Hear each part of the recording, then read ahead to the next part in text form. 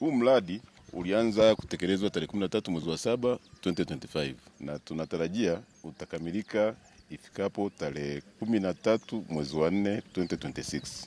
Mpaka sasa mkandarasi anayetekeleza mradi huu ambaye ni Suma JKT ameshaweza kusimamisha nguzo zote za huu mradi katika hivyo vitongoji 6. Kazi iliyobaki ni kuvuta waya ambayo tunategemea ndani ya miezi mitatu iliyobaki atakuwa ameikamilisha. Gharama za huu mradi ni takriban bilioni 3. Utakapokamilika, watakaonufaika na huu mradi wateja wa kuanzia ni 160. Na kama ilivyo kawaida ya miradi ya REA ni kwamba huwa tuna wateja wa mwanzo. Miradi kishakamilika, TANESCO inaendelea kwa kuwachaji wateja kwa gharama zile zile za mradi wa REA. Kitongoji cha kwanza kitakachonufaika na huu mradi ni kitongoji cha Kitewere ambacho kipo katika wadi ya Mawengi. Baada ya pale hii line inaendelea mbele. Inaenda kwenye kitongoji kinaitwa Kimata. Hii Kimata iko katika Makonde wadi, yes. Sasa line nyingine inaenda kwenye vile vitongoji vinne vilivyobaki. Ndio inatokea Matema Beach kwa upande wa Mbeya.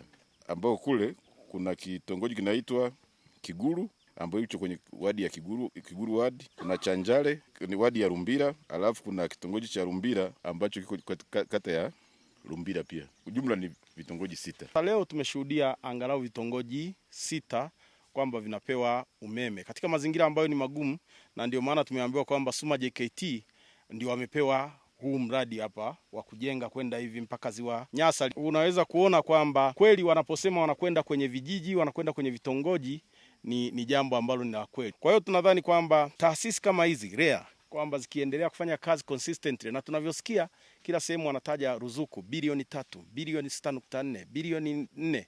Kwa hiyo unaweza kuona kwamba zile pesa tunazokatwa tunaponunua umeme, ile 3% ile wanayosema inakwenda REA nishati vijijini, kwa kweli unaiona kwamba inafanya kazi. Na Watanzania hakuna mahala popote takapopiga hatua bila kugharamia maendeleo yetu.